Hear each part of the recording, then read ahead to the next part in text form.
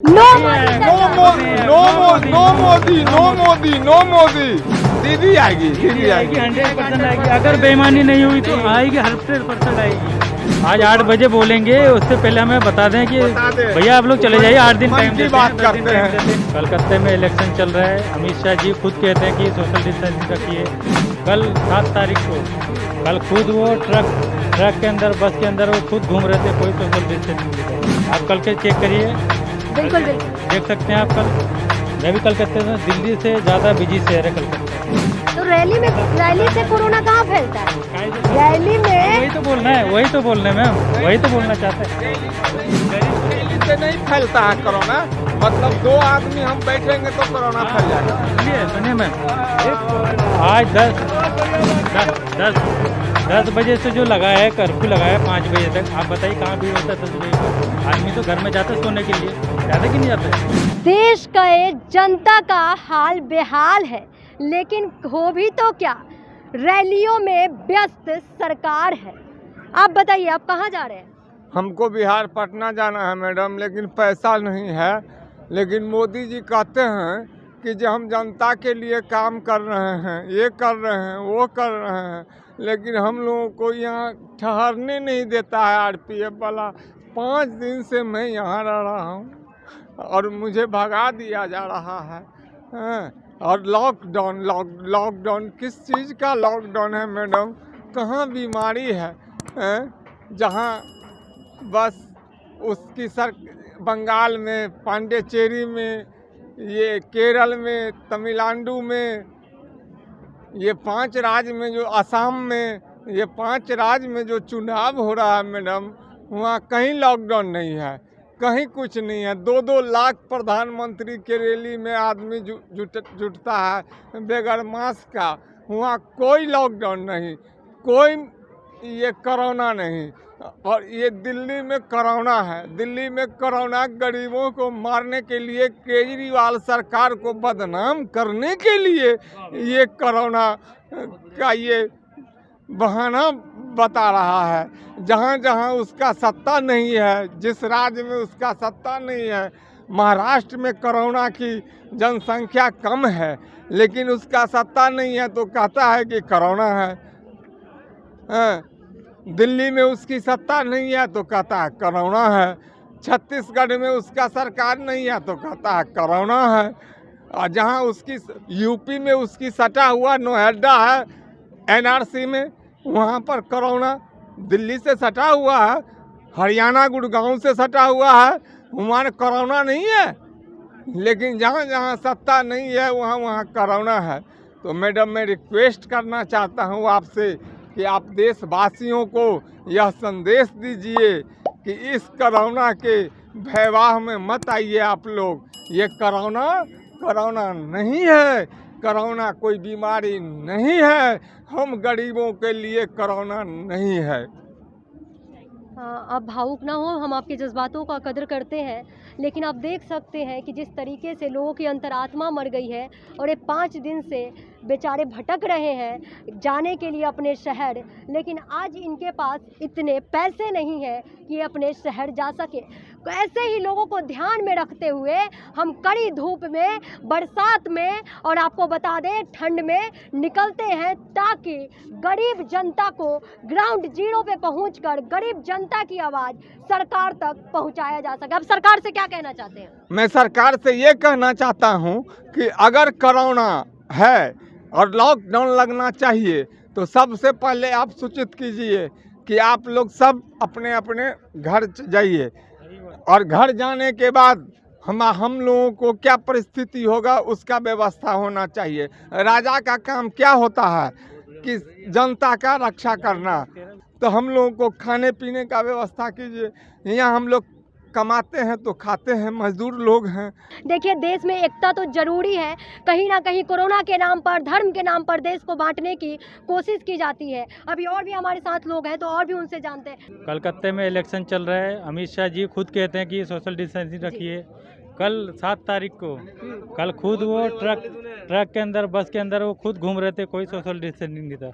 आप कल के चेक करिए, बिल्कुल देख सकते हैं आप। कल मैं भी कलकत्ते में, दिल्ली से ज़्यादा बिजी शहर है कलकत्ता। लेकिन इस टाइम में आप हालत देख लीजिए, खुद आप बताएंगे आप। तो रैली से कोरोना कहाँ फैलता है? रैली में वही तो बोलना है, वही तो बोलना है मैम, वही तो बोलना चाहते हैं। गरीब रैली से नहीं फैलता है कोरोना, मतलब 2 आदमी हम बैठेंगे तो कोरोना फैल जाएगा। सुनिए मैम, आज 10 बजे से जो लगा है कर्फ्यू लगाया 5 बजे तक, आप बताइए कहाँ भीड़ होता है 10 बजे के बाद? आदमी तो घर में जाता है सोने के लिए, जाता कि नहीं जाता है? भीड़ तो अब है यहाँ पे, कहाँ है बताइए? सब तो मिल के खड़े हैं। है कोरोना कहीं?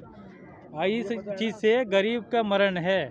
छोले वाले, कुलचे वाले, कोई भी मतलब कारोबार करता है, दुकान बंद होने के बाद उन लोगों का मरण है। यानी अंधेरी नगरी चौपट राजा, टक्के सिर भाजी टक्के सिर खाजा। यानी यहाँ पे बस सरकार बननी चाहिए, जनता जाए, गरीब आम जनता जाए भाड़ में। बस ये लगाते, दुकान बंद होती है 8 बजे 9 बजे, गरीब लोग लगाता है ठिया किसी भी चीज़ का। मैं ये नहीं कहता कि कौन सी चीज़ लगा रहा है, लगाता है ठिया 10 बजे तक, 11 बजे 12 बजे तक अपने दुकान में कमाता है, खाता है। गरीब आदमी दुकान बंद होने के राह देखता है कि चलो जी बंद हो जाएगा तो मैं अपने ठिया लगा के कमाऊंगा। कपड़े लगा ले, बनियान लगा ले, उसमें कुछ भी लगा ले, वो कमाता है। लेकिन गरीब लोगों का मरण है, मर गए गरीब लोग। इन लोगों को क्या है, आज इलेक्शन हो रहा है, कलकत्ते में हो रहा है, आसाम में हो रहा है, वहाँ पे कोई कोरोना नहीं है, बिल्कुल खुले हम घूमो जाके। मोदी जी का कहीं सपना पूरा नहीं होने जा रहा है 5 राज्यों में, समझ गए मैडम? और 2024 में ये मोदी जी जब गुजरात से दिल्ली आए थे, वो कहाँ जाएंगे समझ गए? वार्डन के पास जाएंगे या उससे पहले जो राष्ट्रपति थे अमेरिका का, बीत चुका है, इसलिए डोनाल्ड ट्रंप, उसके पास जाएंगे, नजर नहीं आएंगे। आप भी जिंदा रहिएगा, मैं भी जिंदा रहूंगा। यानी कि देश की जनता ने फैसला कर लिया है। अगली बार नो मोदी। मैडम मैं एक बात कहना चाहता हूँ, ये दिल्ली की विधानसभा जब 2020 में जब हो रही थी तो प्रधानमंत्री जी ने 70 विधानसभा में 70 सभाएं किए थे, लेकिन उनको सीट कब आया, कितना आया पता है आपको? Only 18। आखिर ऐसा क्यों हुआ? वो तो काम के दावे करते, थकते नहीं है। लेकिन मेरा केजरीवाल था, लगे रहो केजरीवाल, अच्छे चले 5 साल। बिल्कुल बहुत बढ़िया। लेकिन केजरीवाल बिहार में जो ये सत्ता लिया है, इनको जनता ने बहुमत नहीं दिया है। ये तो महागठबंधन की सरकार है। वहाँ महागठबंधन नीतीश कुमार की सरकार है। आप पूछ सकते हैं मोदी साहब से कि आपको 74 विधायक हैं, लेकिन आपने 42 विधायक वालों को मुख्यमंत्री क्यों बनाया? क्योंकि वहाँ पर हमारे लालू प्रसाद यादव के जो महागठबंधन थी, तेजस्वी यादव का, युवा तेजस्वी यादव का, उसको हराया गया था और जानबूझ के 10 सीट उससे ले लिया गया था। और तब उसने ये चुनाव जीता था कि बिहार में नहीं होना चाहिए, बंगाल में नहीं होगा, दीदी है, असम में नहीं होगा, गोगोई है। क्या लगता है बंगाल में अब कौन आएगा? बंगाल में दीदी है। बेईमानी नहीं हुई तो दीदी आएगा।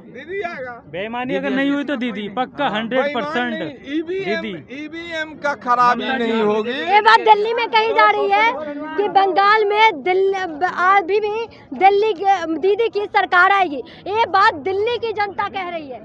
दीदी आएगी 100% आएगी। अगर बेईमानी नहीं हुई तो आएगी, 100% आएगी। नंदीग्राम में जब किसानों का समस्या आया, टाटा नैनो बना था, तो वहाँ पर किसानों की जमीन हमारे ज्योति सरकार ने, जो सरकार थी, वह सरकार ने कब्जा करके नैनो को, टाटा नैनो को दिया था कि तुम कंपनी बनाओ, वहाँ फैक्ट्री बनाओ। लेकिन दीदी ने वहाँ लड़ाई लड़ी, बीजेपी ने दीदी को समर्थन की कि ये नहीं, यहाँ नहीं बनना चाहिए। और वही अटल बिहारी वाजपेयी जी, जब दीदी रेलवे मंत्री थी, ममता बनर्जी, उस टाइम में, तो उस फैक्ट्री को गुजरात में स्थानांतरण किया गया था। आपको मालूम होगा मैडम? जी बिल्कुल। तो आप क्या कहना चाहते हैं? आप वापस जाना चाहते हैं, तो आप सरकार से क्या गुहार लगाना चाहेंगे? हमको सरकार से गुहार लगाना चाहते हैं कि हम गरीब जनताओं पर ध्यान दें। हम लोग जहाँ के हैं लॉकडाउन लगाने से पहले हम लोगों को घर वापस कर दें, भूखे मरेंगे। आज 8 बजे बोलेंगे, उससे पहले हमें बता दें कि भैया आप लोग चले जाइए, 8 दिन टाइम देते हैं, 10 दिन टाइम देते हैं। अरे मन की बात करते हो तो पहले बता दो ना, मन की बात बोलेंगे 8 बजे वो। यानी पहले जनता की बात कीजिए, फिर मन की बात कीजिए। देश की जनता आपके मन की बात नहीं, देश का हाल और देश की जनता की बात जानना चाहती है। बहुत शुक्रिया आप लोगों का हमारे साथ जुड़ने के लिए। इस खबर को अभी लाइक करें, शेयर करें, अभी चैनल को सब्सक्राइब करें और घंटी जरूर दबाएं।